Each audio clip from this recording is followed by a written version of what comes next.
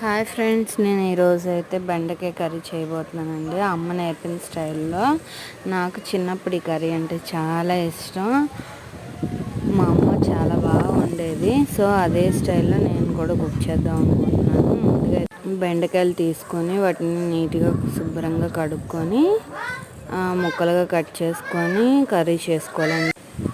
Onions, పచ్చిమిర్చి అన్నీ cut చేసుకొని వేయించుకున్నాక ఆ తర్వాత బెండకాయ ముక్కలు అనేటివి వేయించుకోవాలండి. అవి బాగా మగ్గాక అప్పుడు ఉప్పు కారం వేసుకొని కాస్త వాటర్ వేసుకొని మగ్గించుకోవాలండి. వాటర్ వేసుకొని ఒక 10 నిమిషాలు మగ్గించుకున్నాక అప్పుడు చింతపండు పులుపు అనేది వేసుకొని అప్పుడు బెల్లం అనేది యాడ్ చేసుకోవాలండి. యాడ్ చేసుకున్నాక లాస్ట్లో ఉప్పు కారం అన్నీ సరిపోయలేదని చూసుకొని బాగా దగ్గరికి ఇంకించుకుంటే అమ్మ చేతితో చేసేటటువంటి బెండకాయ కర్రీ రెడీ.